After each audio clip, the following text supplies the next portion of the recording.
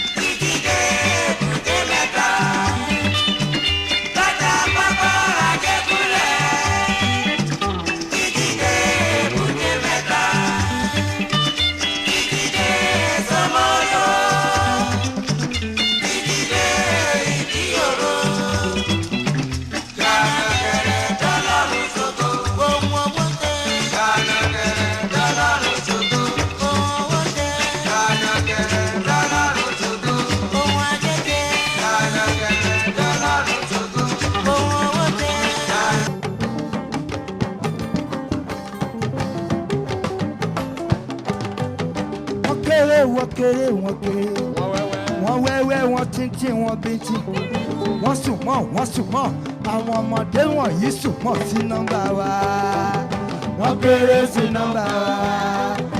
Akéso lè mọ́nà mi o, orí aládé ni mo dọ̀la ọba Èkó.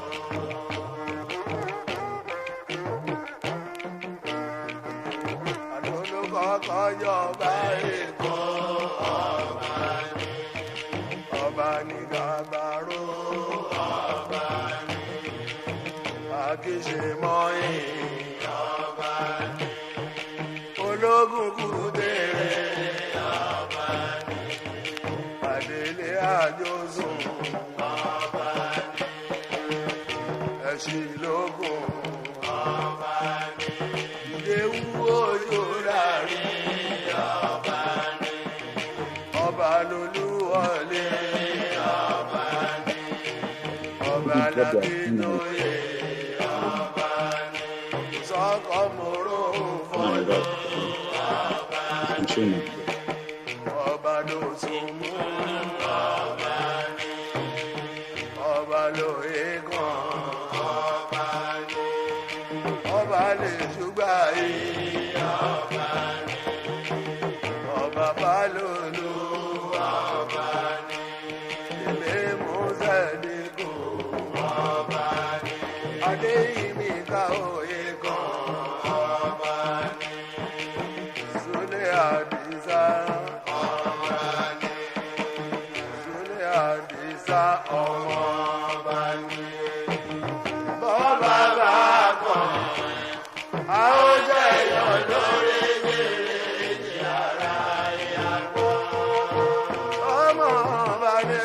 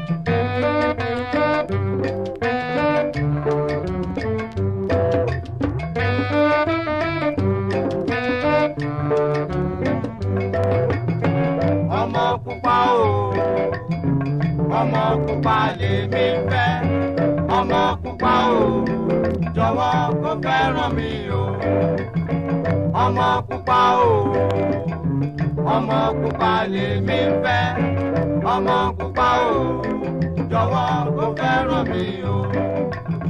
tí n bá dé London màá wá fowó ọkọ̀ ránṣẹ́ ọmọ pupa o jọ̀wọ́ kó bọ́kọ̀ dé o. tí n bá dé London màá wá fowó ọkọ̀ ránṣẹ́ ọmọ pupa o jọ̀wọ́ kó bọ́kọ̀ dé o. ọmọ pupa o ọmọ pupa lèmi fẹ́ ọmọ pupa o jọ̀wọ́ kó fẹ́ràn mi o. ọmọ pupa o ọmọ pupa lèmi fẹ́ ọmọ pupa o jọ̀wọ́ kó fẹ́ràn mi o.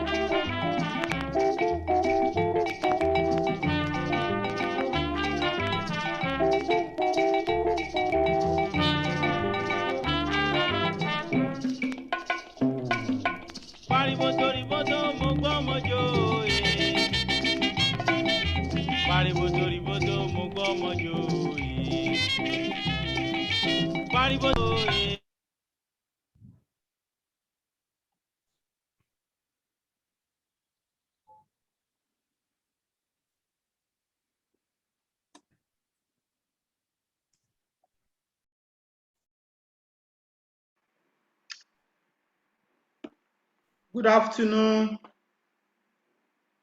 the life members of the Lagos Studies Association. Good afternoon, the president, the secretary, the treasurer, and other members of the Lagos Studies Association. Good afternoon, the families and friends of members of the Lagos Studies Association. Good afternoon, ladies and gentlemen. I welcome every one of us to the 2022 edition of the Lagos Studies Association. The seed that germinated into a big tree that we today call Lagos Studies Association was planted at Barnard College in 2016. And within a year, that seed germinated into a very strong tree. And that tree is the Lagos Studies Association. The tree has been producing fruits across all its branches since 2017. And all part of the tree has benefited from the juice and other outputs coming out of this big Iroko tree called the Lagos Studies Association. Today, I'm very delighted to remind us of the fact that all members of the Lagos Studies Association have benefited tremendously in one way or the other. And this progress of the Lagos Studies Association has been progressive. Indeed, the progress of the LSA has been progressive. And this progress is made possible through the contribution and commitment of distinguished intellectuals and budding academics. What LSA has done, which so many organizations have not been able to do, is the fact that LSA has connected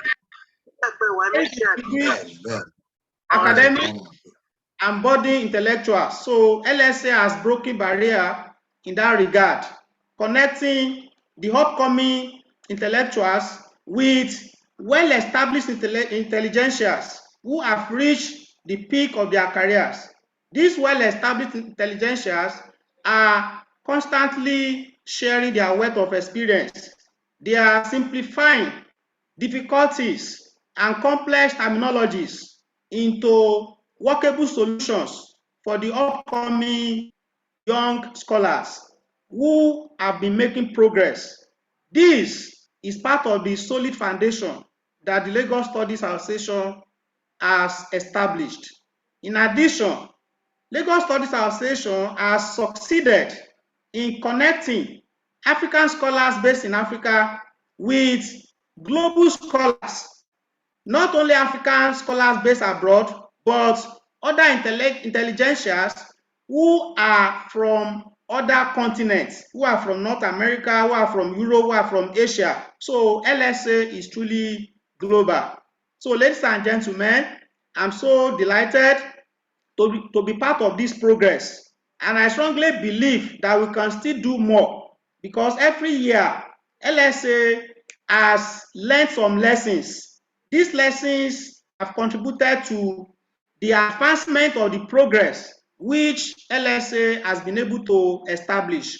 And we still have many more rooms for further improvements. And this year's conference was originally planned to be hybrid, but because of the strike by major unions in the Nigerian university system, the physical gathering was not practicable. And that explains why the LSA conference 2022 is now fully online. And this will make it the second time that we are going to organize LSA conference online.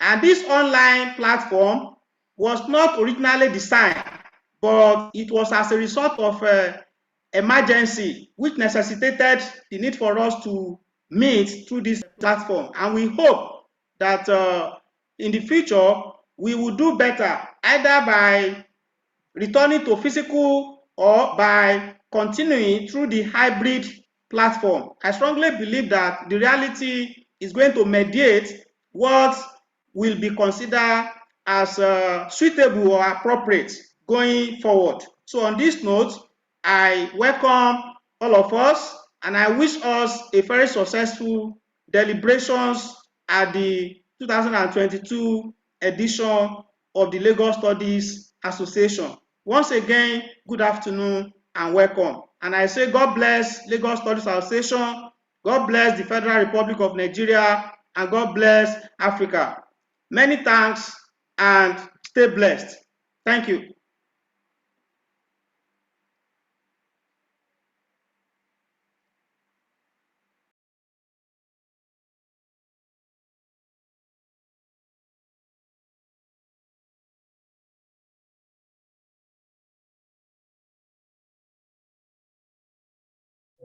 Good afternoon, ladies and gentlemen.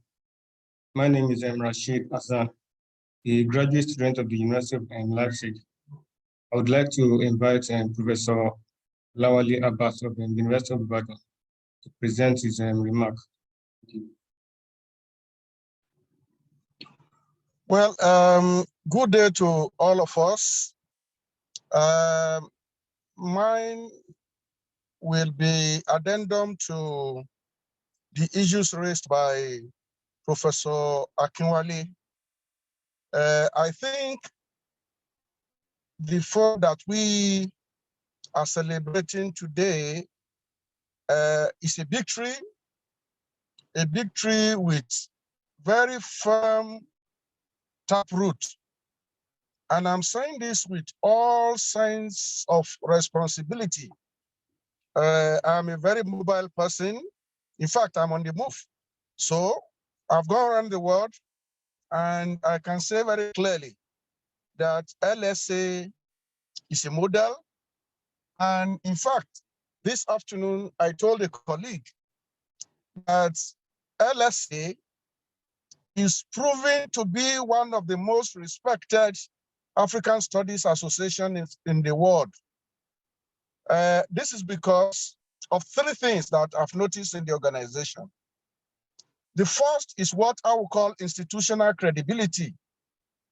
By institutional credibility is meant you're saying that you have subjected the organization to all kinds of credibility tests, and you can easily identify with the organization in a manner that would tell you very clearly that you have nothing to lose, but a lot to gain.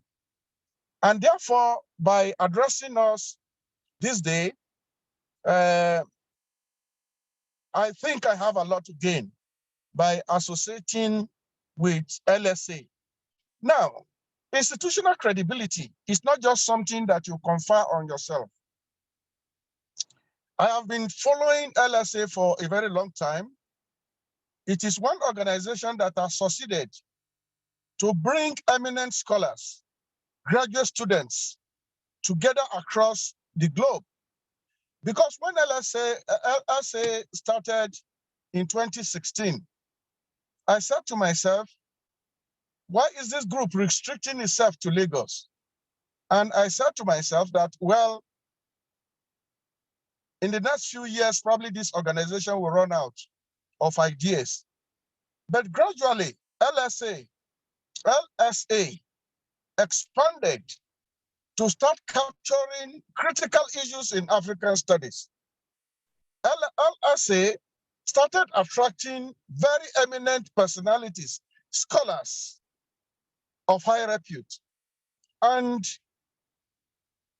by today, I'm sure all of you will agree with me that there is no subject matter that LSA is not actually addressing.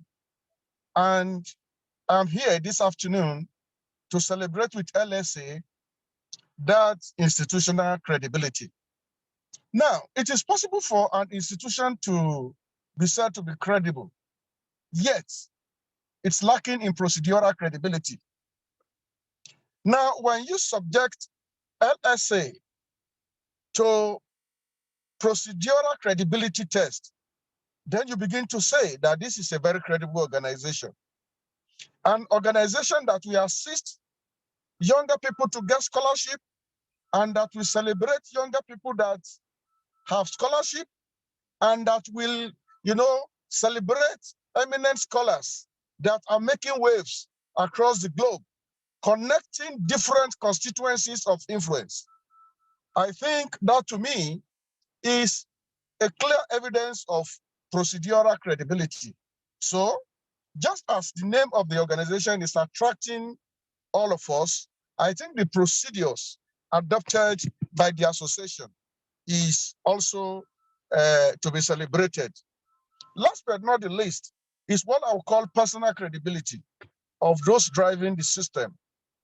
I mean, as I was listening to Professor Akinwale here, I said to myself, How many of us in Africa is actually celebrating what this young man is presenting to us as an agenda?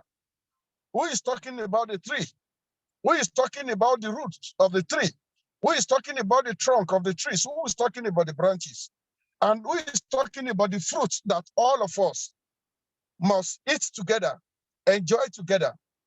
So the point I'm simply trying to make is that LSA, within few years of its existence, has established itself as a credible organization with credible procedures and being driven by very credible people. So the little that I will just say here is that those of us participating in this year's conference, let us enjoy it. It is a very promising meeting. The theme of the meeting is very promising, very, very important.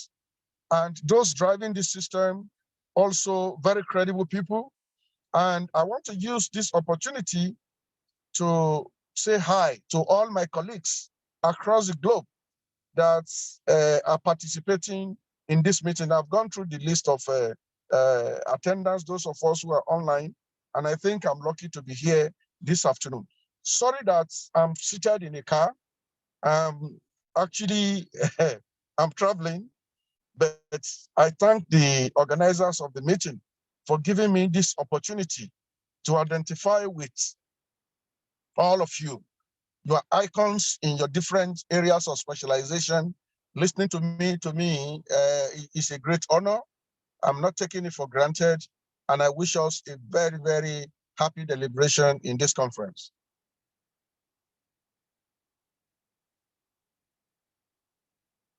Over.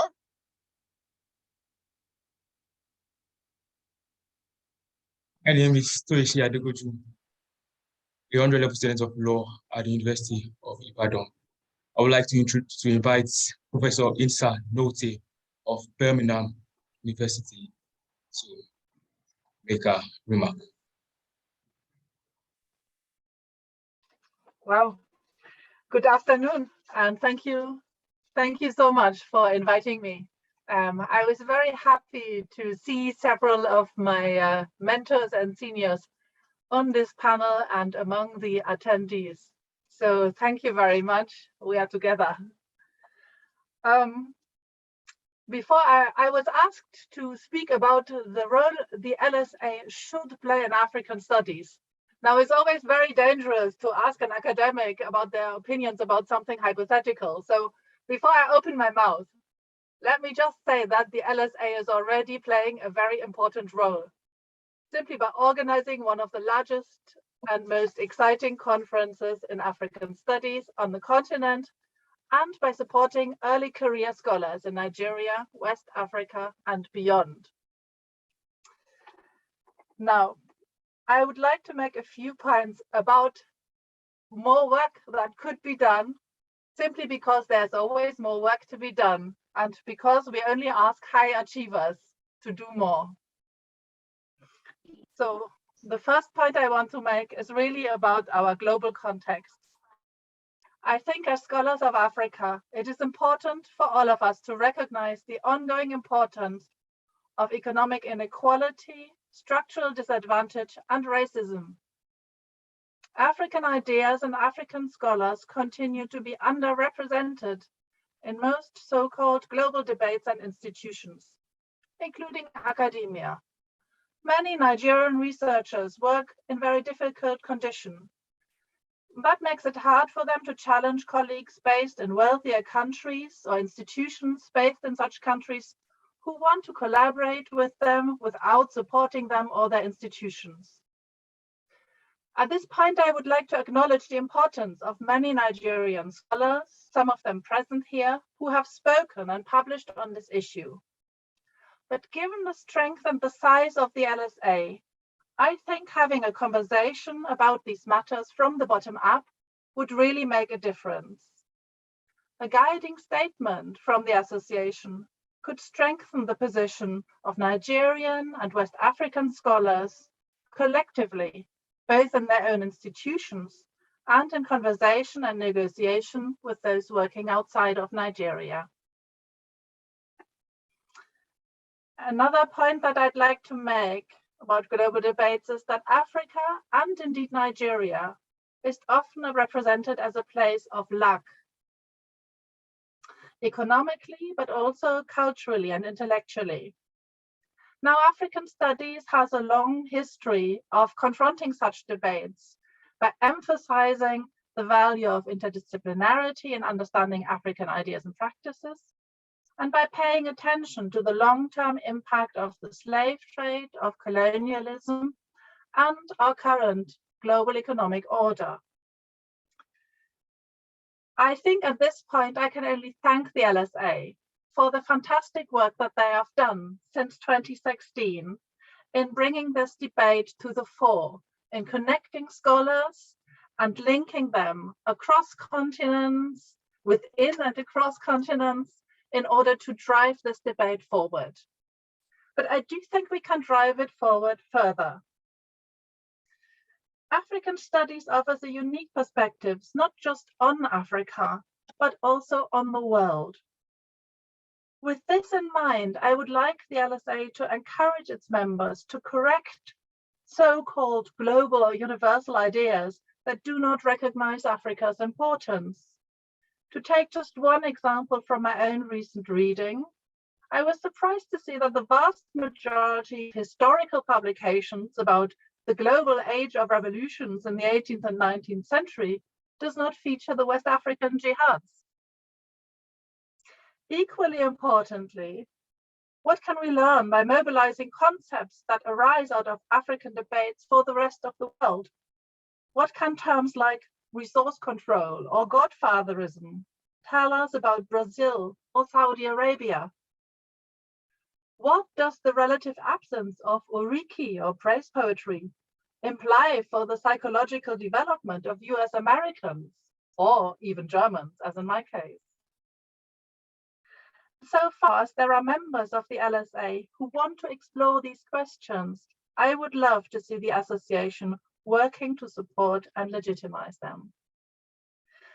In conclusion, the LSA has worked extremely hard to become the important institution that it is. We all know what the reward for hard work is, and I salute you all.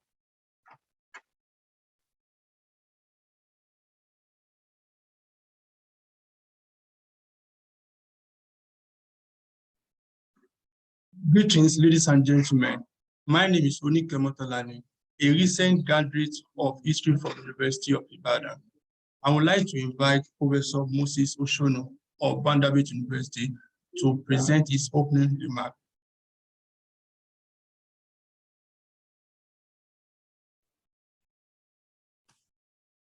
Well, good morning, good afternoon, good evening, wherever you may be. It is a pleasure always to join colleagues and friends and comrades in this business of knowledge production at the LSA. This year's event, obviously it's a little unusual given the virtual format, but we've adapted quite well because I participated on panels yesterday and the day before, and those panels went on smoothly and were quite rewarding. The LSA, as others have said, has come a long way.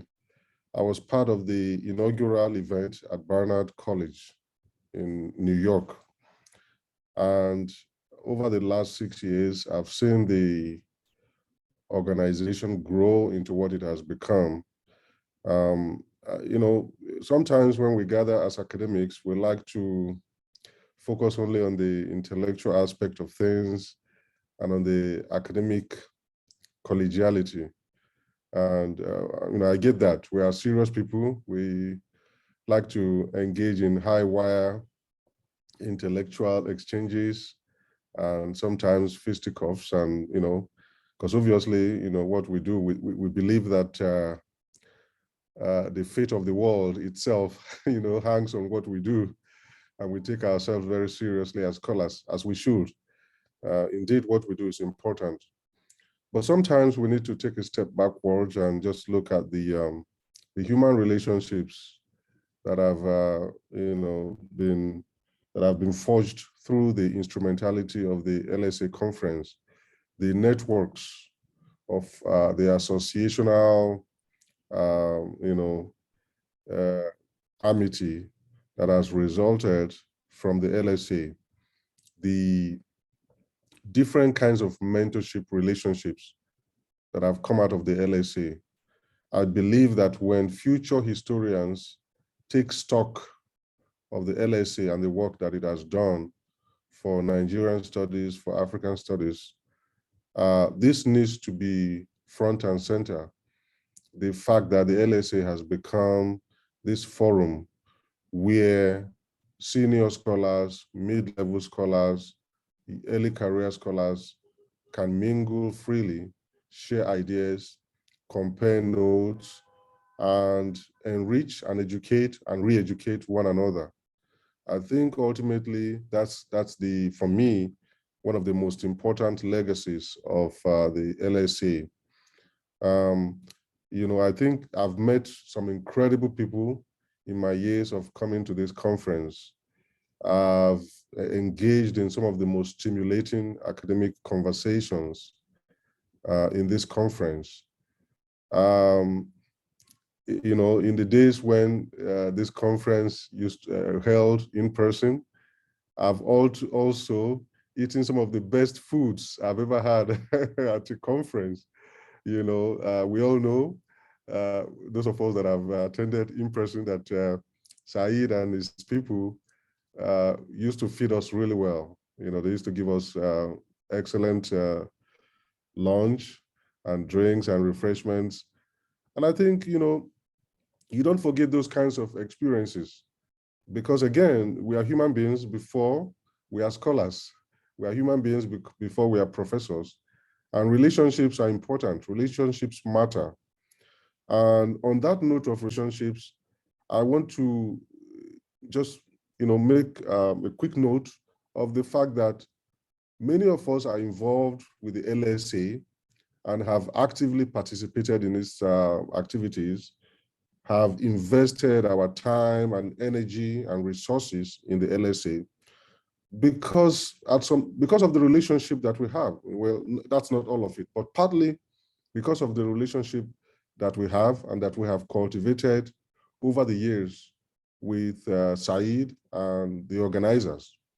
We feel like we know them on a personal level. Not only that, we feel like they are comrades. They have our best interests at heart. And we feel like they mean well. They have good intentions. We trust them. So there is a trust factor involved. And I think that's very important as well. I like to mentor young scholars, young African scholars. And if any of them are listening, it's very important. Relationships are quite important in this business of ours. People talk about networking and they use all kinds of buzzwords, but when you strip it of all the superlatives and highfalutin framings, it all boils down to, can I trust this person? Can this person trust me? Does this person care about me? And, and so on and so forth. And I think that's what distinguishes the LSA from maybe other associations, right? That may be bigger, maybe even more prestigious, but there's a personal touch to the LSA. There's an intimate factor to the LSA. There is a trust factor to the LSA. And from trust, you can build collaboration. From trust, you can build academic partnerships. Everything begins with forging a relationship and trusting one another, and knowing that everyone involved in the relationship has each other's best interests at heart. So I think that's quite important, and I don't want us to lose sight of that, even as we get into the sky and talk about these serious and sophisticated academic ideas. I don't want us to forget about the fact that the LSA fundamentally has been a forum for these types of relationship building. And so I'll end my remarks here, and I look forward to deliberations later on and throughout the conference. And it's a pleasure again to be here. Thank you.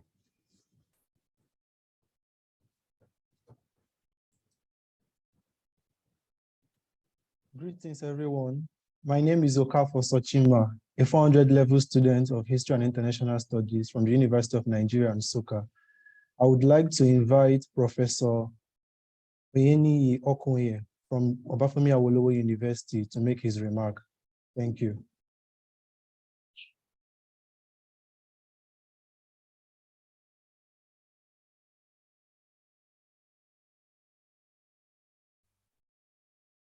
Thank you very much.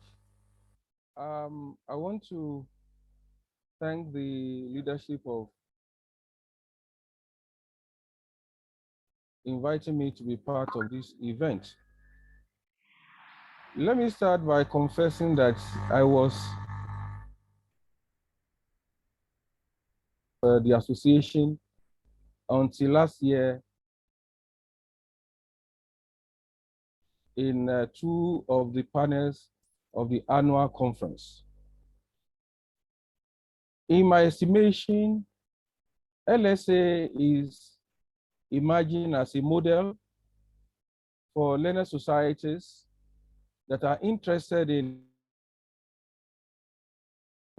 because its focus is unique, broad, and interdisciplinary. The association takes the Lagos in its name as the city and also a representation of Nigeria. The phenomenal attendance at LSA annual conferences testify initiatives that aim at forging a relationship or partnership between Africanists and their many of LSA is catering for the needs of scholars that the association has particularly been consistent in identifying the needs of its members and making efforts to meet them.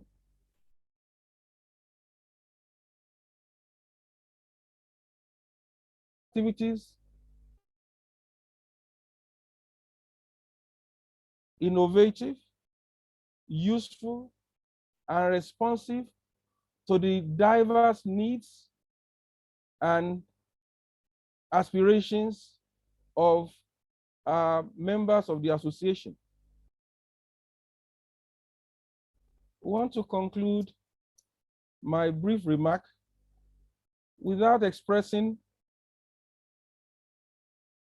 the LSA University. We definitely appreciate the good work that the association is doing with regard to mentoring,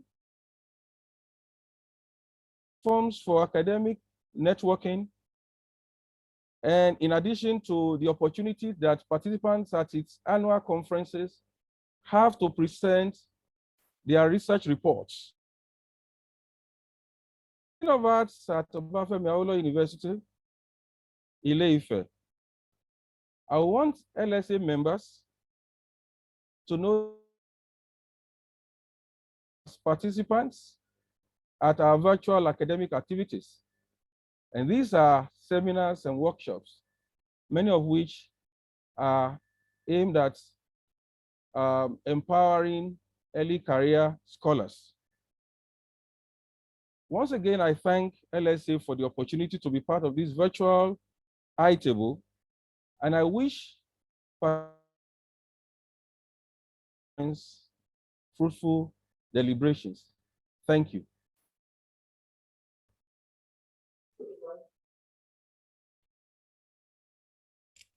My name is Busayo Shido, PhD student at the Olabisi Onabanjo University. I would like to invite Professor Rotimi Fason to present his remark.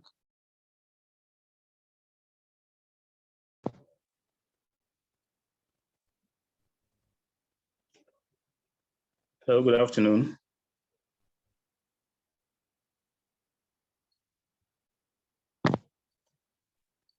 Good afternoon.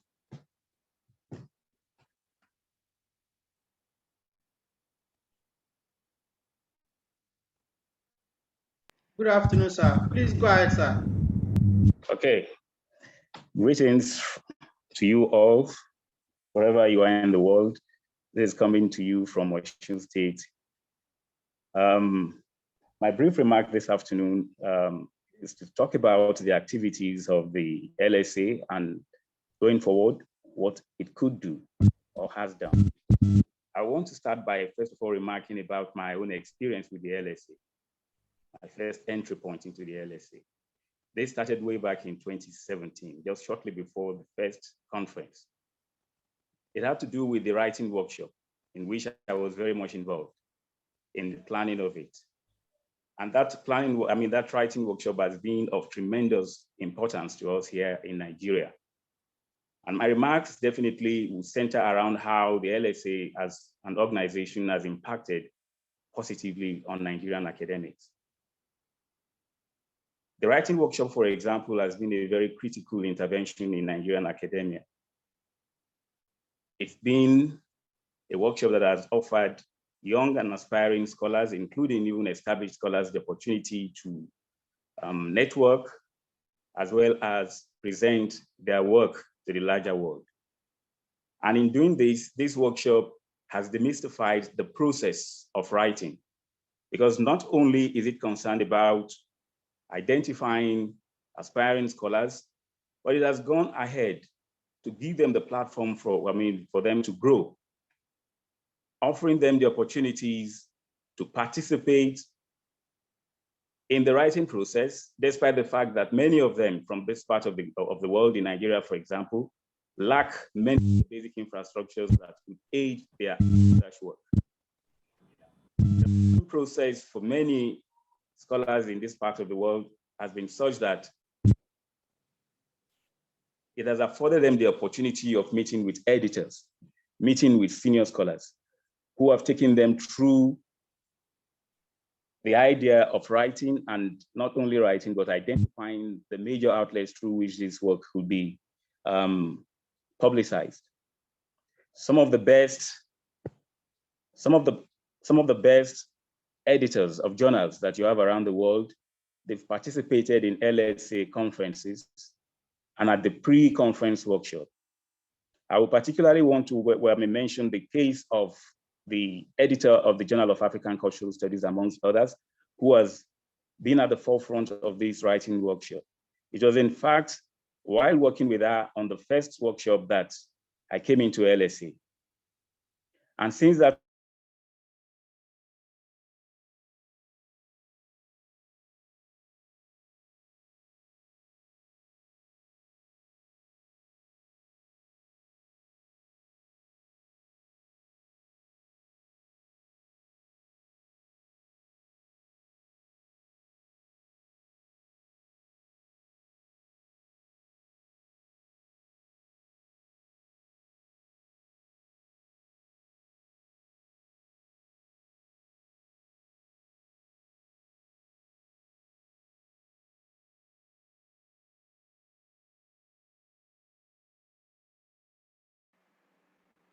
Secretariat, I suggest we move to the next presenter. I think he has issue with his network. So we can return to him if we have more time later. Thank you.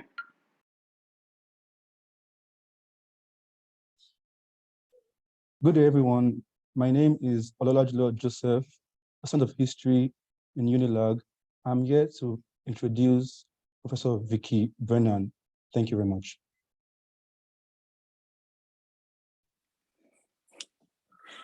Greetings, everyone. Hello from Vermont, where the sun is the sun's risen a while ago, but I have woken recently. It's truly an honor to be invited to be part of this conversation to kick off the LSA 2022 conference. I was asked to offer some remarks about the role that the LSA is or should be playing in African studies. And I'm going to keep my remarks short and perhaps a little provocative by saying that I would like to reverse the premises of that prompt to suggest that the successes of the LSA highlight the failures and limitations of African studies as a whole. As a field of studies that takes the continent of Africa in its entirety, African studies has its origins in European colonialism and white supremacy, and has been furthered through Cold War forms of neo-imperialism and ongoing structural inequalities. And my colleague Insa Nolte spoke very eloquently about some of what I'm pointing to with that comment. And as recent controversies in the field have suggested, it's possible that African studies itself may be too entrenched in these racist formations of power and authority, and thus contributing to ongoing production of structural violence. So this is not to say that we do not need rich, robust, multidisciplinary and interdisciplinary studies of the histories, cultures, social institutions, and economic formations of communities on, in, and from the African continent that are at the center of the research that's undertaken by those assembled here. Rather, I would like to argue that the LSA serves as a model for what an ethical, scholarly attention to research on Africa could and should look like. And this is due to the following factors. Some of them have already been named by previous speakers, but it's due to the fact that the LSA is organized around mentorship and networking. It's centered on graduate students and early career scholars. It is made accessible for scholars located on the continent and worldwide. It's inclusive of perspectives that emerge not just from seminar rooms and dissertations and journals, academic journals, but also from the streets and from everyday life. This is accomplished not just in rhetoric, it's not just the aims of the conference and the organization, but it's actually accomplished in practice. From the pre-conference sessions that many of us participated in the past 2 days, to the formal and informal forms of mentorship that are facilitated through participation in the conference, the connections that are made between scholars who are working on similar topics or ideas or theories or themes, but who can be connected globally via this networked conference and organization, to the writing workshops that my friend and colleague Rotimi Fasan just mentioned, that I think play an important role of furthering the forms of knowledge that are being produced by scholarly participants in this organization. And finally, it's enhanced by the material conditions under which this annual conference that we're all participating in now takes place each year, located on the continent. The wonderful food that my colleague Moses Ochunu mentioned is provided to many participants via subsidies. It's a very affordable conference to participate in, and it's a very lively scene for networking, exchange, collaboration, and participation. And so I would say, while I'm appreciative of the suggestions for improvement and the observations made by others on this panel, I would also say that we need more institutions such as the Lagos Studies Association. And so that's why I'm so happy and delighted and honored to be here to continue to contribute, to support, and to participate in this important dialogue, exchange, conversation, and collaboration. So thanks, and I look forward to hearing everyone's papers and research and to learning more, as I always do through my participation in this event. Thank you very much.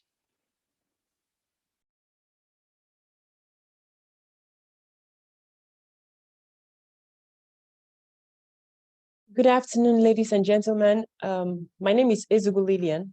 I'm a graduate student of music from Obafemi Awolowo University, and I'm here to introduce Professor Habib Sani of the Lagos State University. Thank you.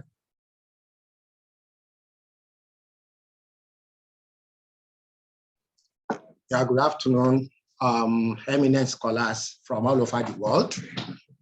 Good morning if you're outside the West African countries. Wherever you are, I bring good tidings. And you are welcome to Lagos, the city that has hosted the Lagos Studies Association since its debut in 2016. And then since 2017, when the first LSA conference held at the University of Lagos.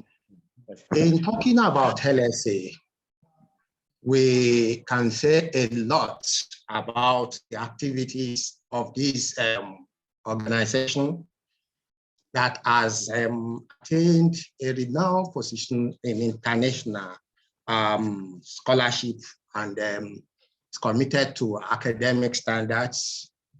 It has been an household name that parades an area of scholars from all over the world, and it provides the opportunity for scholars from across the globe to meet and discuss issues, not just about Lagos, but about their various field of human endeavor. A lot of people have been part of this system over the years, and a lot of us that have also participated in its various activities since 2007 have benefited immensely from the programs and activities of the LSA, which is not just domiciled in Nigeria, but can be seen in different parts of the world. On about 2 different occasions, I've been privileged to the LSA conference, LSA conference at different universities, at least about 2 occasions. One of the LSA programs was at Birmingham, and there was another one about 2 or 3 years ago in America. It's an opportunity where upcoming scholars have been able to present themselves and subject themselves to criticism that has helped to improve and provide them the opportunity to notch up their academic activities through the activity of LSA. It has also been a vanguard through which upcoming scholars were able to navigate their way to becoming proficient in their various fields of human endeavor. LSA has provided opportunity for young scholars to access scholarship in different parts of the world, and a lot of these people are doing so well in their various universities. There are so many that we cannot continue on the fingers of on our own fingers. An opportunity for people to parade or to bring forward what they have learned over the years from their different institutions, and they have brought this up, and at the end of it, their presentations and through critiques that are beneficial and improve whatever they have brought to the LSA. We must give to the founders who have taken it upon themselves to consult widely in different parts of the world. And this is the result of what we are seeing. I should clear that I am very proud to be one of those who have benefited immensely from the activities of LSA since 2017. It has enabled me to also polish some of those works that I have done, and I have been able to publish some of them in local and international journals. We should give it to LSA continuously that will keep people are using from serious academic endeavors that will enable them to become more popular, to become more accomplished. And for those who have been so well accomplished, they have also been very important in training and mentoring people from time to time. I will like to stop at this point by saying thank you to the LSA and thanks to the host university over the years. Thank you very much.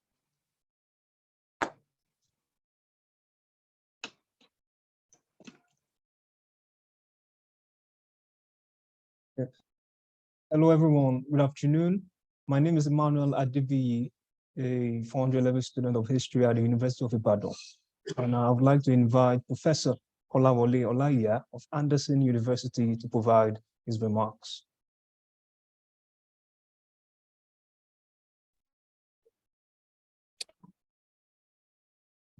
Hello, good morning, good afternoon, and good evening to all participants from different parts of the world. It is my pleasure and honor to be part of this program, the LSA program for 2022. And I've been very happy and impressed with the contributions of those who spoke before me. My contribution would be relatively short because, again, I mean, most of the things that I actually plan to talk about have been, touched by most speakers. I would like to say that LSA is one of the best things that has happened to Nigerian academics, at least in recent times. I'm particularly interested in the effect of this great association on young scholars, emerging scholars. I feel that, there's a Yoruba proverb which says that any festival that refuses or fails to encourage the young ones will become extinct in no time. In other words, any organization that refuses to encourage or nurture young ones will not last long. And again, I think, probably I've taken cognizance of this proverb by paying special attention to young scholars through the organization of workshops. I'm particularly impressed with the pre-conference workshops where different, established scholars have always graciously given of their time. We all know what time is to the academics and to the academicians. Whatever magic the organizers of this conference, perform at different times, they have succeeded in bringing a collaboration between emerging scholars and established scholars.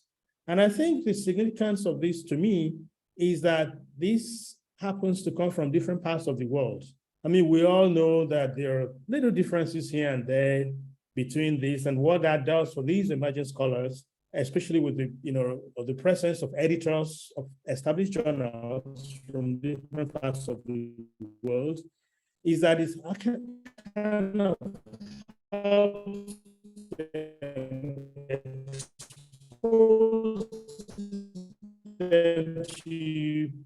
expose them to different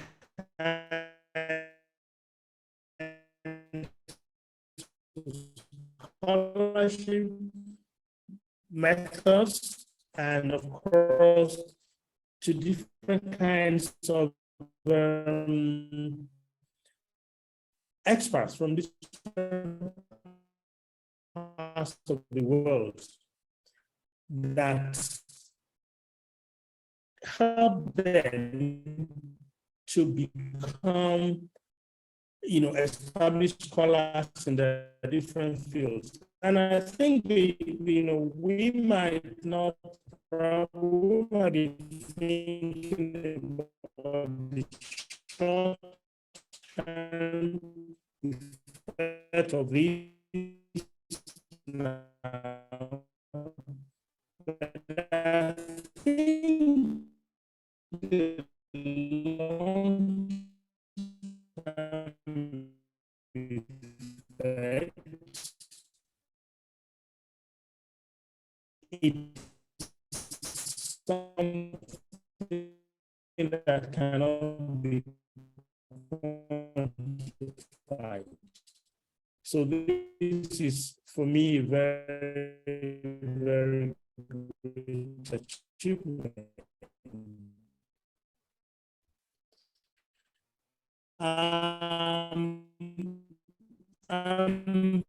Particularly given the atmosphere in Nigeria publishing, especially in terms of the scholarship, young scholars, and something that I want to particularly talk about here.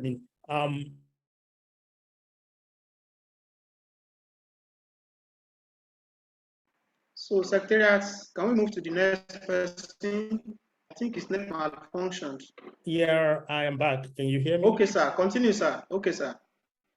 Yeah, just appeared on me. I apologize for that. Yeah, again, I probably round this up in order to avoid any further embarrassments here. Well, what I meant by, again, I was talking about what the idea of scholars of the world, what constitutes subject of scholarship, even in some like history that, people, I thought, again, my own idea of history when I was growing up was, just the study of past events. We find in the works of Aderian, for instance, we find the history of animals and all kind of interesting topics that, people to different kinds of larger,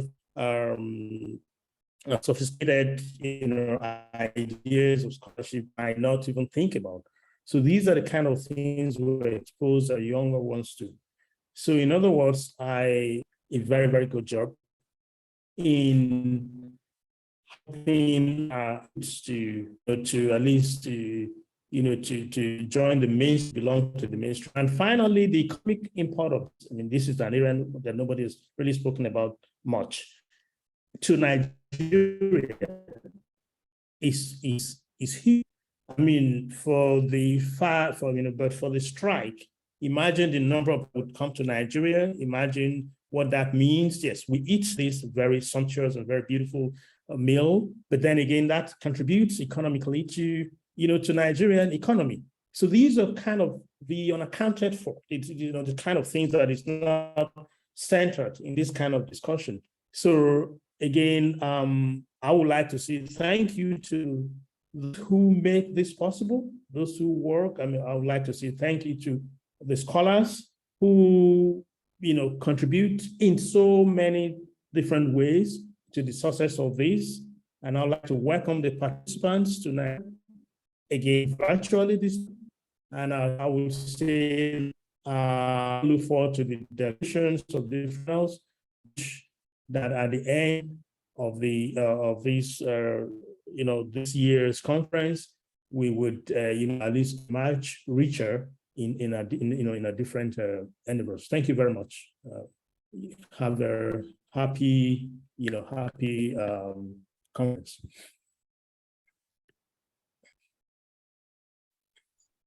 Hello, everyone. My name is Tululope Adelabo. I am the 2021 Fulbright Foreign Language Teaching Assistant for Yoruba at the Department of African Cultural Studies in the University of Wisconsin-Madison.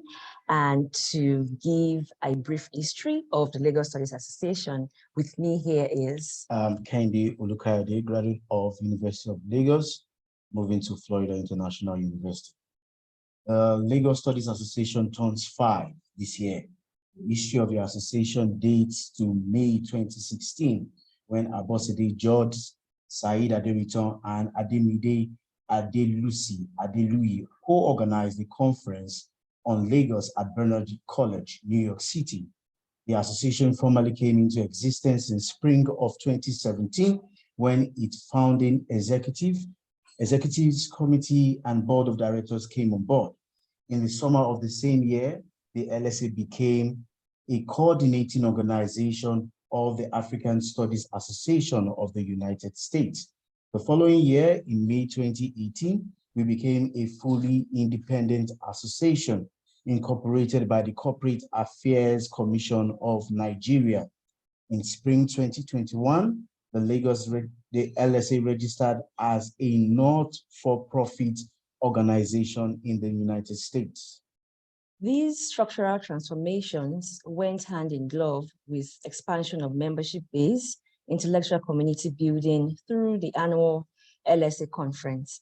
Among other professional activities and presence in bigger organizations, such as the African Studies Association of the United States and the African Studies Association of the United Kingdom. We have members in all the continents of the world. From 9 panels held over 2 days in 2016, LSA 2021 featured 120 panels, over 600 presenters from 160 international and 63 Nigerian-based affiliations, and more than 5,000 virtual attendees across 5 days. The evolution of the LSA reflects our understanding of how best to build a sustainable and an inclusive African Studies Association that consolidates on the current state of knowledge while clearing the path for the future. Our deliberate investment in Nigerian-based scholars is now a model for other organizations. Our work are expanding access to international graduate education, fellowship, and other professional development opportunities is not only producing the right results at the moment, but also capable of unleashing significant transformations in African studies in the years to come.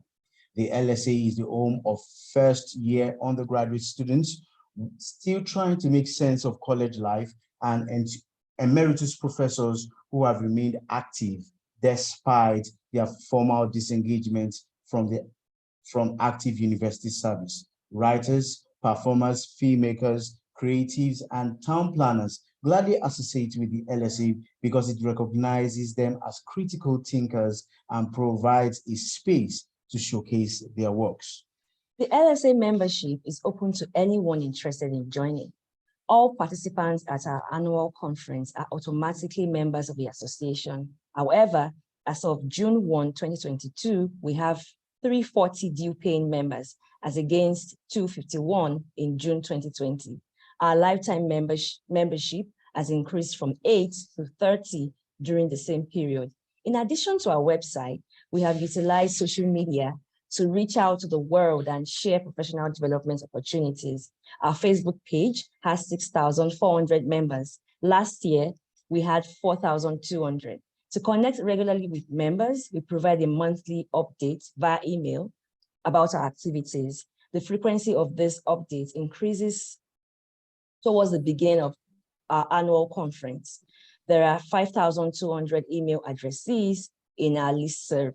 This represents an increase of 1,100 from last year.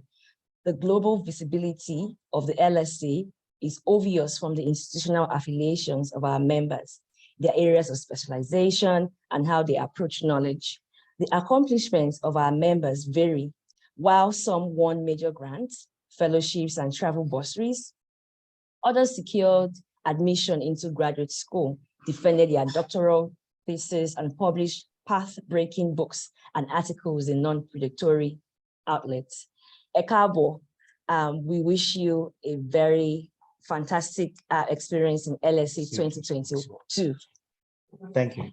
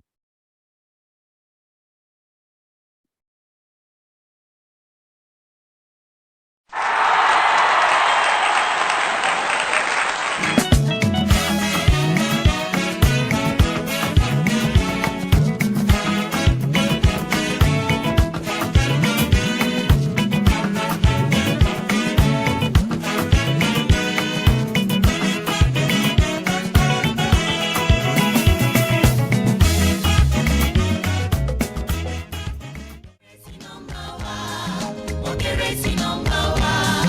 Wọ́n kéré sí nọ́mbà wa. Àwọn ọmọdé wọ̀nyí kéré sí nọ́mbà wa. A ní wọ́n kéré o, wọ́n kéré o, wọ́n kéré sí nọ́mbà wa.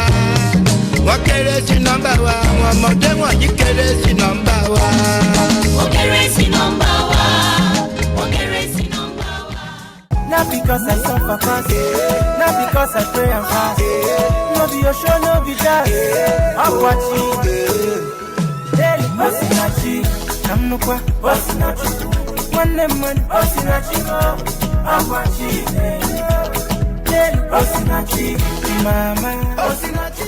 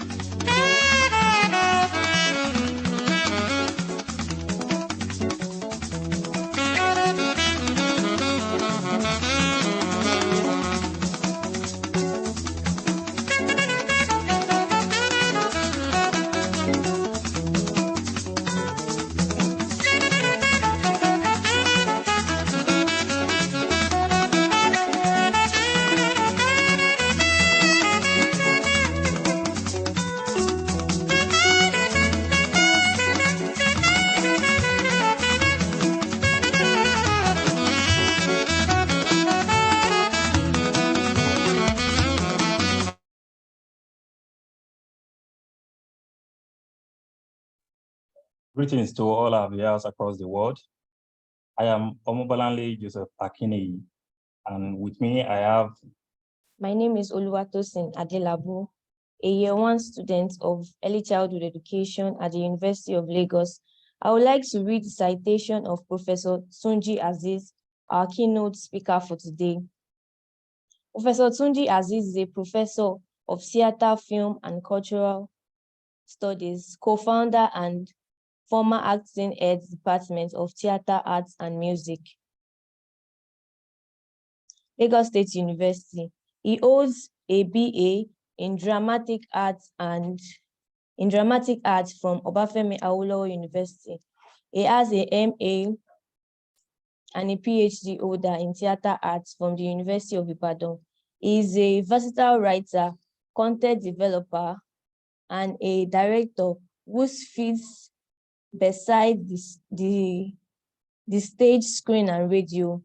Some of the organization he has constructed, written, and developed content for includes BBC Media Actions, Fleet Productions, Mnet Africa Magic Original, 32 FM, Voice of Change, Goldmine Production, Central Stage Production, Media Concept International Studios, Smart Medias, producers of MTV Sugar 5 and 6, Abscab Foundation, Netherlands, the National Film and Videos Consensus Board, NFVCB, and many others.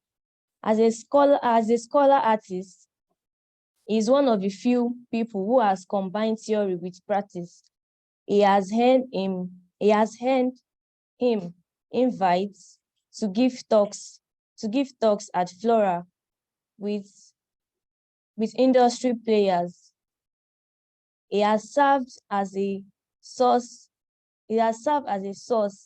person to young artists and budding filmmakers through the Troops Optimum Act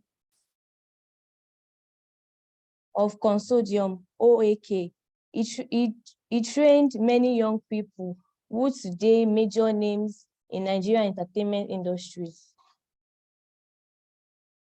Our keynote speaker has published extensively on film, theater, gender, cultural studies, and development communication, both locally and internationally. The latest co-edited work, Inside Nollywood, Issues and Perspective on Nigerian Cinema, is a major contribution to scholarship on the Nigerian film industry. He's a fellow of the American Council of Learned Society, ACLS, Fellow of the National Association of Nigerian Theatre Art Practitioners, Fellow Institute of Policy Management Development.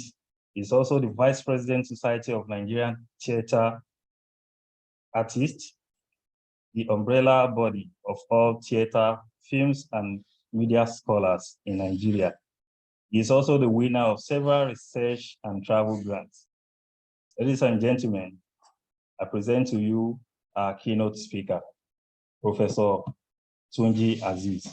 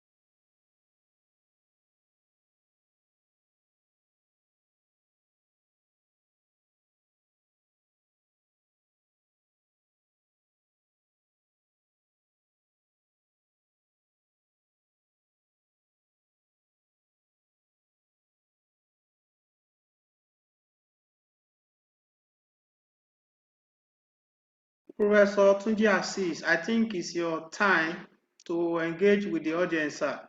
You are welcome.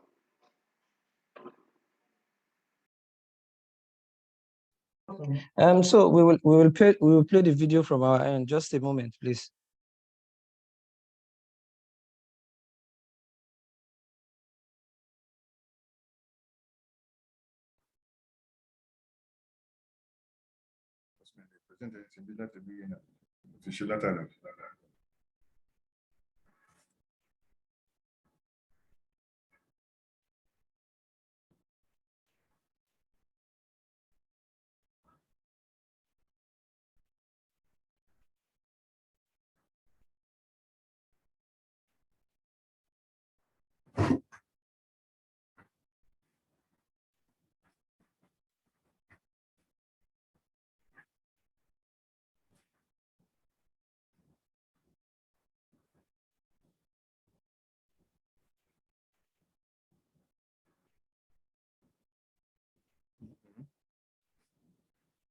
Boom.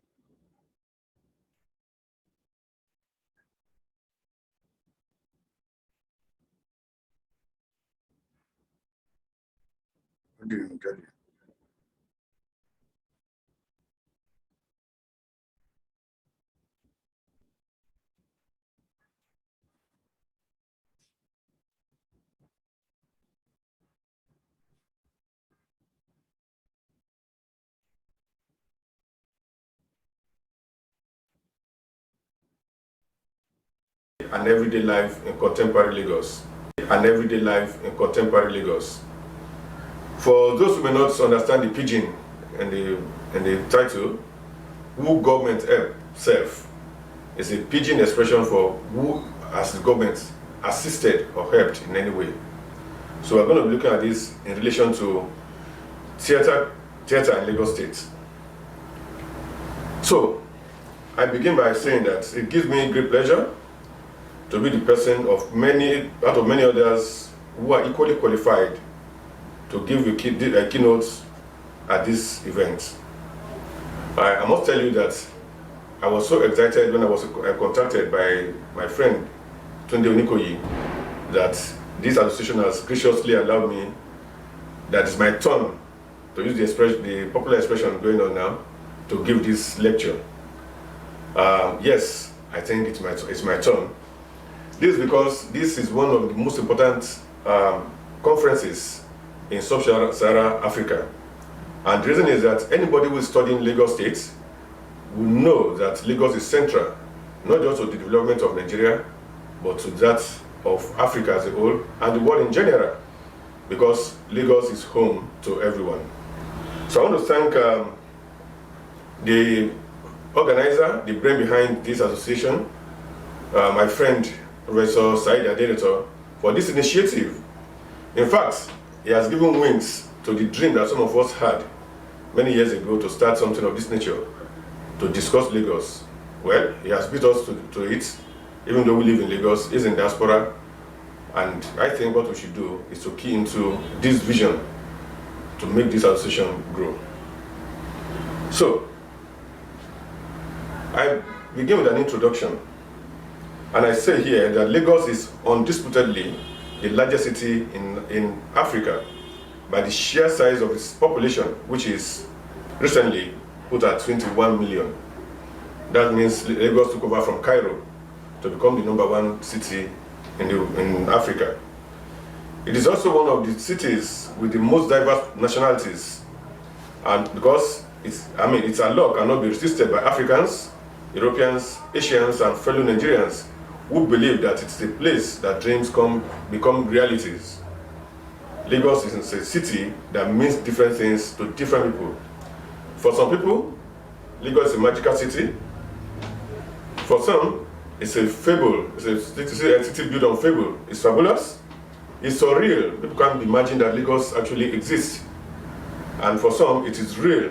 And for some, it's a mythical city. I will tell you why I use these expressions for this great city as we go on. I want to share personal experience here to capture what I'm saying.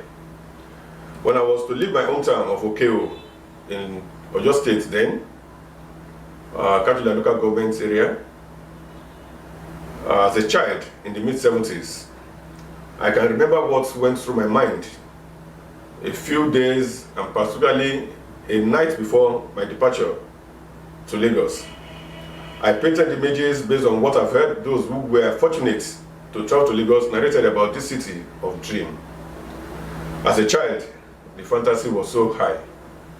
Such was my eagerness that after packing my few clothes into what looked like a bag, I actually insisted that I would sleep in my grandfather's molwe that night so that I won't be left back in Okeo when the bus left, would be leaving for Lagos. The experience is still a very funny one, because that was when I knew that Mosquito does not respect the son of the owner of the bus. Of course, the next morning we went up to Lagos, and all through I didn't eat anything because I was just eager to make sure that the first meal I was going to have would be in Lagos. That's how Lagos is to many people. Why have I encountered this experience? I've recounted it to show that the allure and pull of Lagos is as old as the waters that surround it, and it will continue unabated till the end of time. Therefore, in this paper, I shall be looking at Lagos from 3 perspectives, namely the mythic, the legendary, and of course the historical. In doing this, I shall relate these 3 perspectives to the lived realities of the dwellers of this city and show their interconnectedness as well as the disparity in their lives. Historical, in this sense, I do not mean that I will be going back to recount all of what has happened in Lagos up to this time. The word historical here is used to reflect the lived experiences of the people of Lagos as a struggle, or also, which is the new word now, to eke out an existence for themselves legitimately or criminally. We can't run away from the fact that every city, every environment has people who want to hustle genuinely and those who want to hustle in a very unethical way. Firstly, I will also highlight the reasons for the path that people choose in Lagos.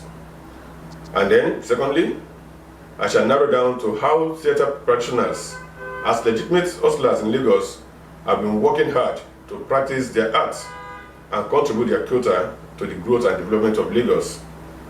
And then finally, I shall suggest ways that the government can tap into the arts to build a greater Lagos, as our Governor Babajide Sanwo-Olu, is anticipating, and in his themes agenda that was well enumerated during his inaugural speech in 2009.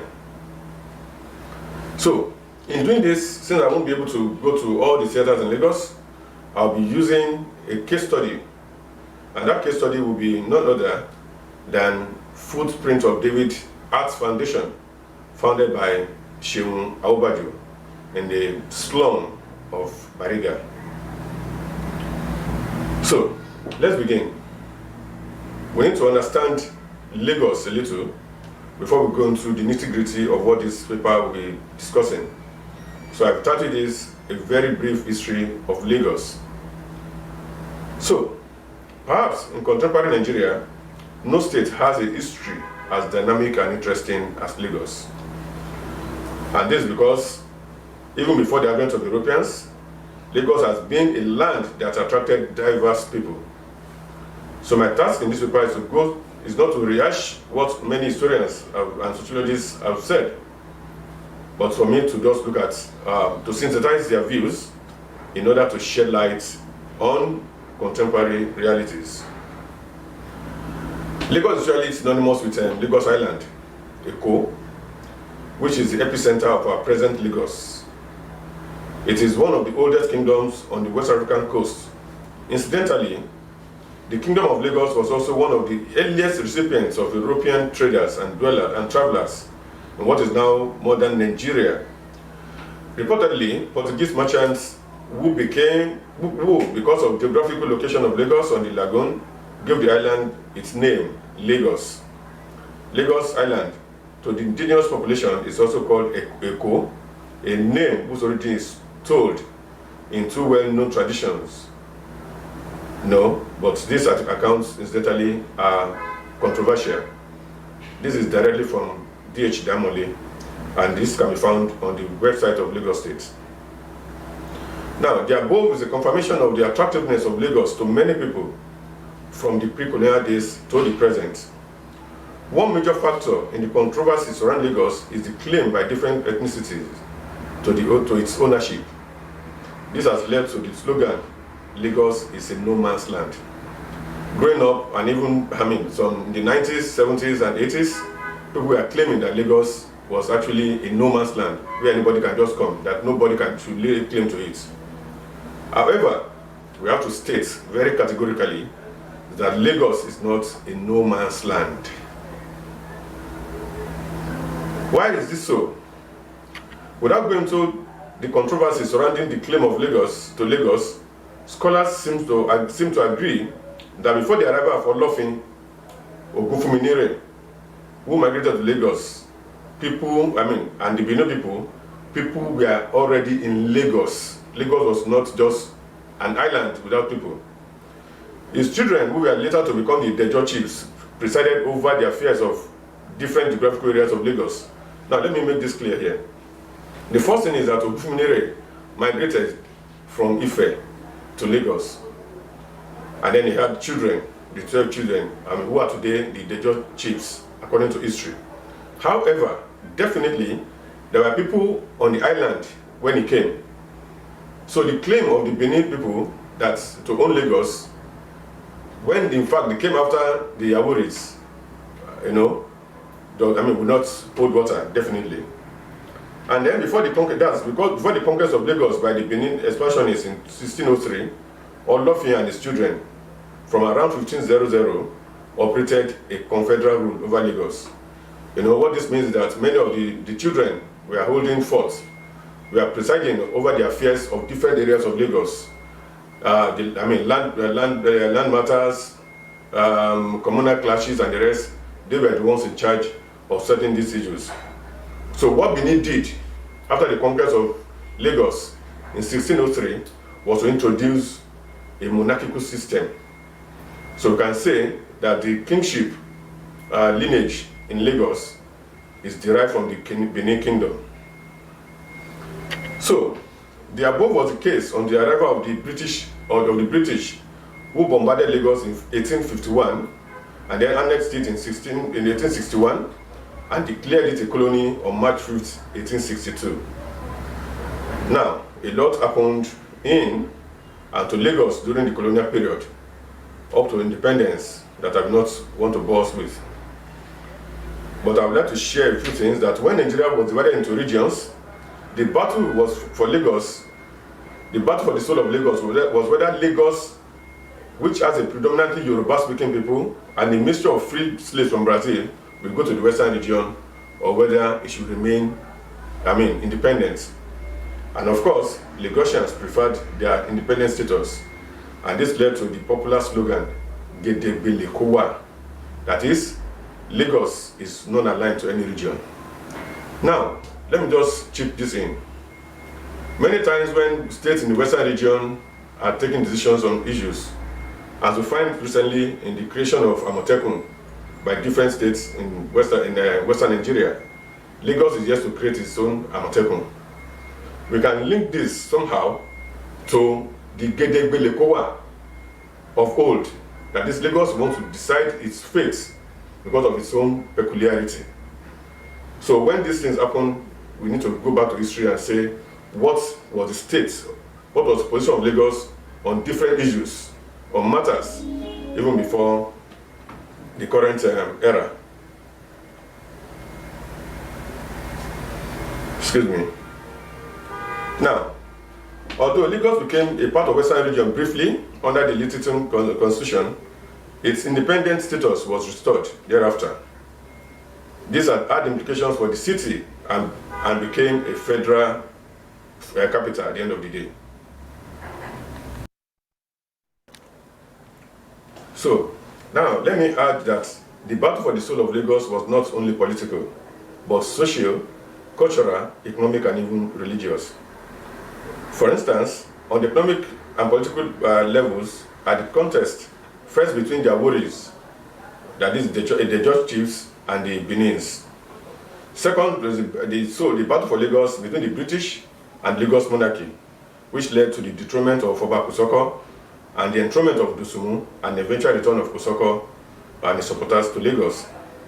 And also, the third one, which is also very important, is that about the same time, the Catholics and the Protestants were seeking for religious control of the people of Lagos, leading to the establishment of schools by these missions to woo converts. And then later, they were to be joined by the Muslim societies, Ansaruddin, Nawaruddin, Ahmadiyya, and others.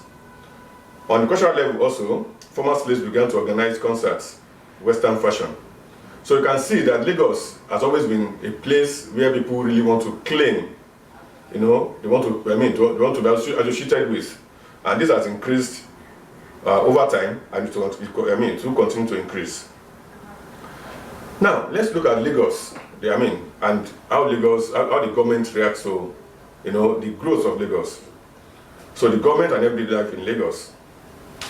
The population growth of Lagos in the pre-colonial era, the colonial era, and in the First Republic cannot be compared with the history of Lagos since May 27, 1967, when the state was created. Of course, we are going to see this as we go on. For instance, in 1958, the population of Lagos was merely 627,408 people. That was huge at that time. But let's look at it. In 1967, when Lagos became a state, the population had grown from what it was in 1958 to 1,238,424 people living in Lagos. Again, it was still huge by the estimation of that time. Now, how do we describe the massive rise from just a little over 1 million in 1967 to the over 21 million that it is today in 2022? That's a very huge, growth, phenomenal growth, if you ask me. This influx of people from the country and other parts of the world, no doubt, poses a huge challenge to successive governments of Lagos State. And the implication of this is that because people still believe that it's a magical city, it's a place where dreams can be met, people will continue to come to Lagos. For some, it's a land of abundant opportunities where the hardworking could come to Lagos with their belongings in a polythene bag, as people have been saying, and they stand the chance to leave the city in their luxury cars. For others, it's a no man's land where you are free to do anything and get away with it. That's why the crime rate of Lagos is incomparable to the crime rate in other parts of the country, because people are attracted to this place for different reasons. So this class of people, the ones who want to make it legitimately, the ones who are here for criminal intendencies and the rest, all of them mix in the city, and thereby making it an arduous task for the government to cope with. Now, to meet the challenges of changing times, different governments have come up with different ideas to cope with the rising population and its attendant problems, such as housing, education, social infrastructure, transportation, health, electrification, and security. The allure and pull of Lagos have been made worse towards the end of the 20th century and the beginning of the 21st century, with crises, happening everywhere, insurgency in the north, climate change, recession across the country and other African countries. So people found Lagos the place to come to solve their problem. It's also made worse by the federal constitution of Nigeria, which makes states vassals to the federal government, where resource is not controlled by the states. So it makes it difficult for Lagos to have enough money to take care of our challenges. An example is when you take VAT from a state like Lagos, where alcohol is sold, and you take the same VAT to the center and share it with states where alcohol is prohibited. All of these have implications on Lagos. So, as people say, seeing is believing. The picture on the screen shows Broad Street in 1963 as against what it is in the 90s. It's even worse now. So in recent years, the insecurity in the north and the secessionist agitations in the east have increased the challenges of everyday life in Lagos. This is evident in the population rise, and then the slums keep growing, and new slums are being created. It has led to the influx of children below the age of 15 migrating in thousands from the north and neighboring West African countries into the states. Sadly, most of these children and young adults are unskilled and uneducated, and even anti-education or vocational training. Therefore, thousands of them seek survival as manual laborers, Okada riders, cart pushers, porters in markets, louts at motor parks, armed robbers, cybercrime, people who go into cybercrime. In fact, you now see people from the north collecting what is called levies at bus stops. It's so interesting. Recently, the government is trying to push back now by banning Okadas, which are driven, that's motorbike, which are driven mainly by people from the north. In all of this, the government has not demonstrated a clear and deep understanding of the problems, as we see in the inequitable distribution of resources and urbanization plans. Lagos is arguably the most prosperous city in West Africa, with the highest number of millionaires and even billionaires. Meanwhile, what we see is that 70% of its population lives in slums and in abject poverty. This huge population lives with no access to potable water, good roads, education, health facilities, security, and other basic necessities of life. Again, let's compare these images. On one side, you find the highbrow of Lagos, Ikoyi, with a house that is multi-billion naira house. And on the other side, you see a slum. How can we say that these two environments, these two people who live here are both Lagosians? So government has shown a lack of direction or resolve in tackling most of these problems headlong. From my own personal experience growing up in one of the most populated and dangerous slums of Lagos, Ajegunle, I have experienced firsthand the lack of understanding of the dwellers of these slums by successive governments. As every new government repeats the same mistakes of previous governments, who go about expending billions of naira on projects that are aimed to make Lagos a mega city or a smart city.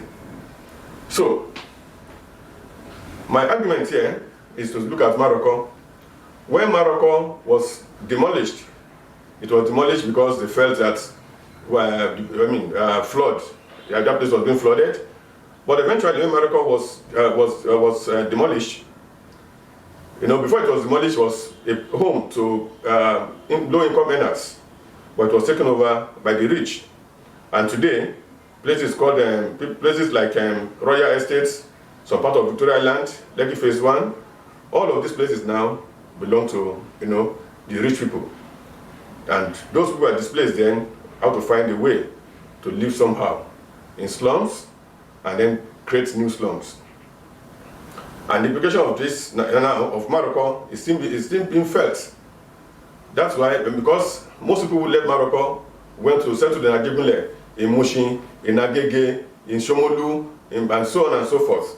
And so the problem that we're having today in Makoko, so the problem that we're having today are implications of the demolition of Morocco, and without any provision for them to settle. So let's look at how people have been responding to it. And in this case, I'll be looking at how a person like Shiwa Obaju has been trying to help the government. It's the reverse. Instead of the government helping the people now, it is individuals that are helping the government to solve our problems. But what has been the reaction of governments to these people? Shiwa Obaju, my case study, reveals to me that Bariga at the time was also earmarked, a part of Bariga was earmarked for demolition by the Governor Akinwumi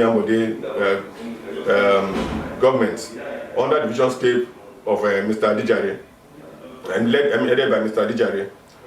Now, the demolition, if it was allowed, will have been a repeat of Morocco. The demolition of his theater that is using for hundreds of out-of-school children in the area was stopped because it was discovered late, just as it was about to be destroyed, demolished, because it was serving a purpose that is, humanitarian to the society. And it took the intervention of our own Nobel laureate, Professor Wole Soyinka, to stop that place from being demolished, just the way Morocco was demolished.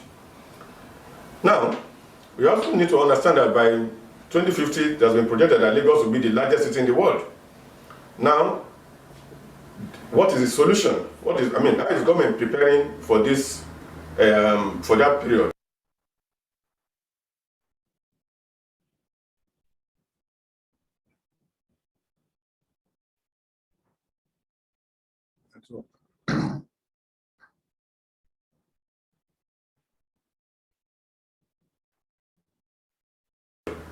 And I said here that the solution is not in pumping billions of naira in reclaiming the sea in a bid to build a fantasy Atlantic city that only the wealthy will have access to. It is in taking care of the basic needs of the millions, that is the 70% of its population in the many slums of the state. It is in solving its major problems of transportation, education, health, housing, environment, and job creation.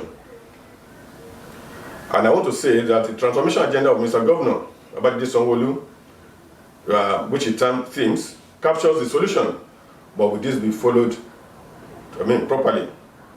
Themes, for those who may not know it, means traffic management and transportation, health and environment, education and technology, making Lagos a 21st century economy, entertainment and tourism, and finally, security and governance.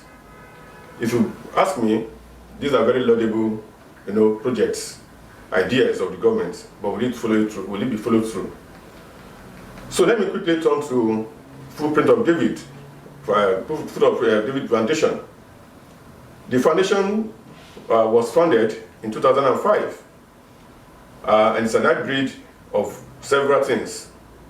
Humanitarian enterprises, which comprise Footprint of David Academy, Footprint of David Gang, it has a performing arm, My Bariga, My Pride, Bright Achiever schools, where he's teaching over 700, right now, at last time I went there, he had over 750 students that is teaching free of charge. He has this Seaside Cottage Theatre that doubles at the school. He has Bariga Photo School, Bariga Fashion Academy, I read Community Book Club, Bariga Adult Literacy Center, the Footprints of David Art Festival, and of course, it's a movement centered on community development through arts and raising the total child. Its integral policy is to promote and preserve African cultural values in raising especially children in disadvantaged environments. Shehu himself was born on the streets.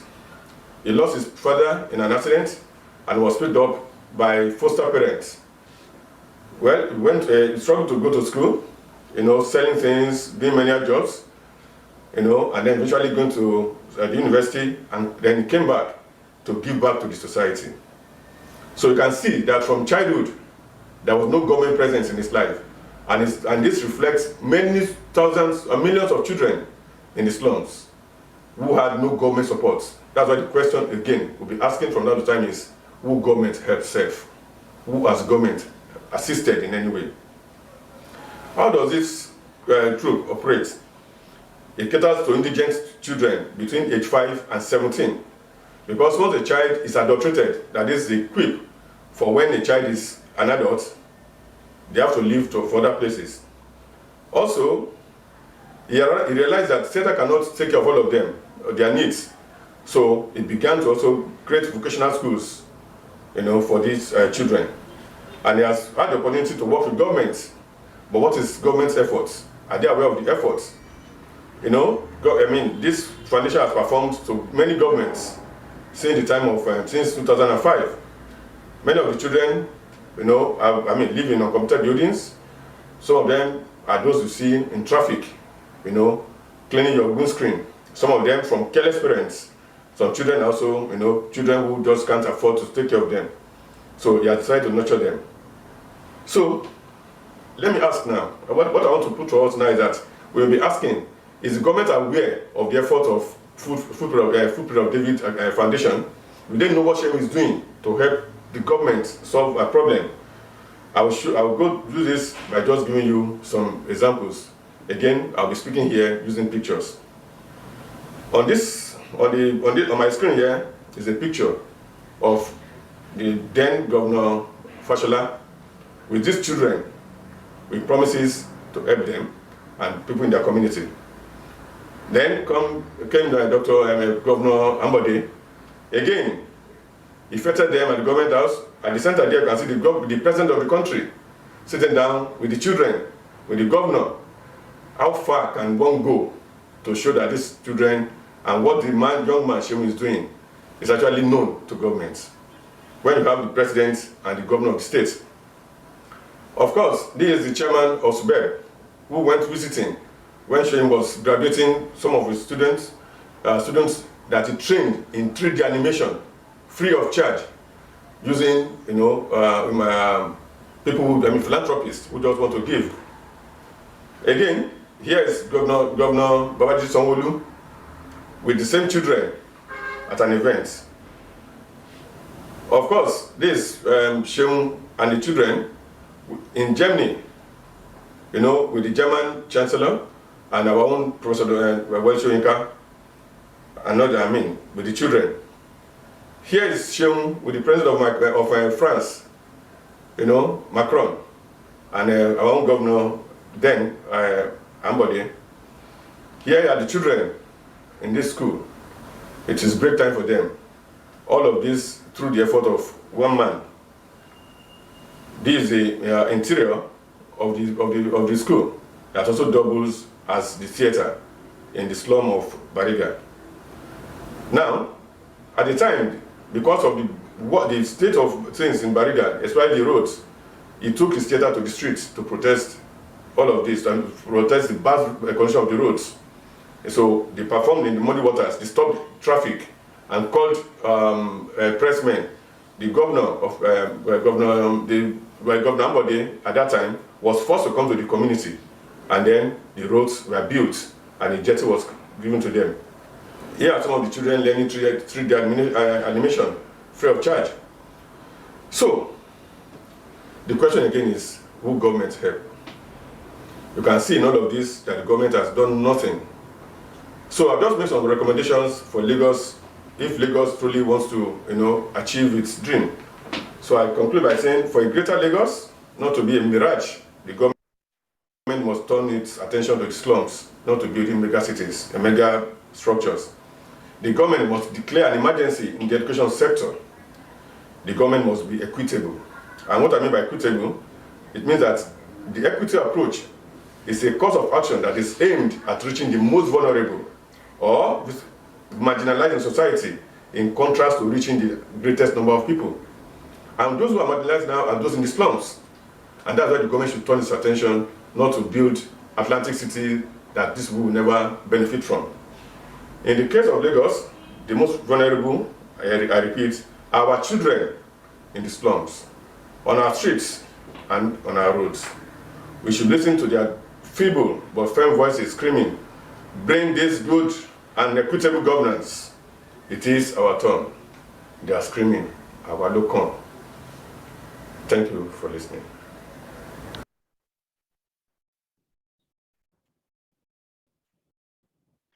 Wonderful. Let's thank Professor Tunji Assis for his very erudite keynote address at this 2022 6th Annual Lagos Studies Association Conference. Professor Assis has indeed opened the floor and flooded the ground on which other discussants, other presenters, other scholars who are participating in the 6th LSA conference will continue their engagement. So he has established the fact that Lagos is the current most populous city in Africa, and that clearly reflects the theme of this year's conference, Everyday's Life in Africa, meaning Lagos has that legitimate point of contact with that everyday life or everyday reality in Africa. So from the angle of the role of government in this everyday's life in Africa, with a case study of situation in Lagos State that Professor Tunji Assis has clearly demonstrated, I strongly believe that other scholars in this year's conference will continue the conversation and possibly extend beyond Lagos. So on this note, I once again celebrate the intellectual achievement of Professor Tunji Assis, and I thank him for his selfless contribution to the beauty of LSA conference. And from now on, I wish to inform other participants to proceed and continue in their various sessions, because different sessions will be running concurrently as indicated in the program. So I wish all of us very successful deliberation in our various sessions of this conference. Let's continue the conversation. Everyday's life in Africa, past and present. Thank you, and God bless you all.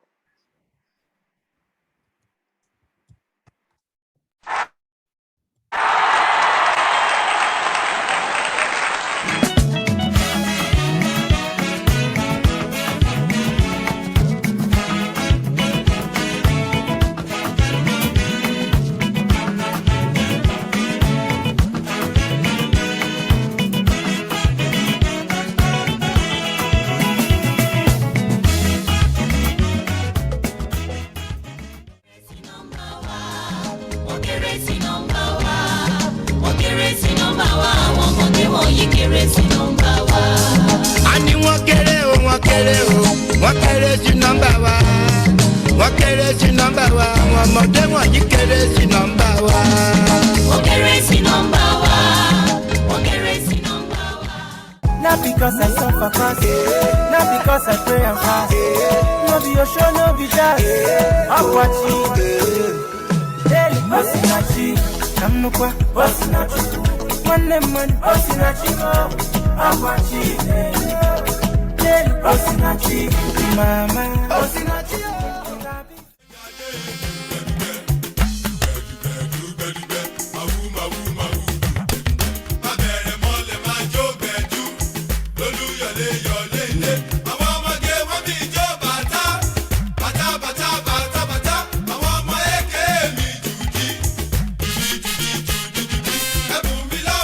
Body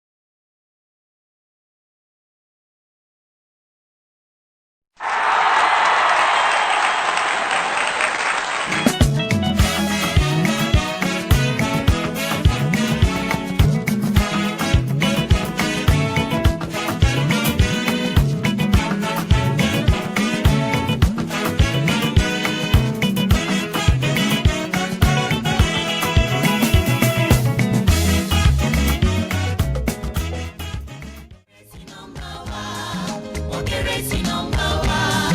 Wọ́n kéré sí nọ́mbà wa. Àwọn ọmọdé wọ̀nyí kéré sí nọ́mbà wa. A ní wọ́n kéré o, wọ́n kéré o, wọ́n kéré sí nọ́mbà wa. Wọ́n kéré sí nọ́mbà wa, àwọn ọmọdé wọ̀nyí kéré sí nọ́mbà wa. Wọ́n kéré sí nọ́mbà wa. Wọ́n kéré sí nọ́mbà wa. Not because I suffer fast, not because I pray and fast. No be your show, no be that. I'm watching. Daily,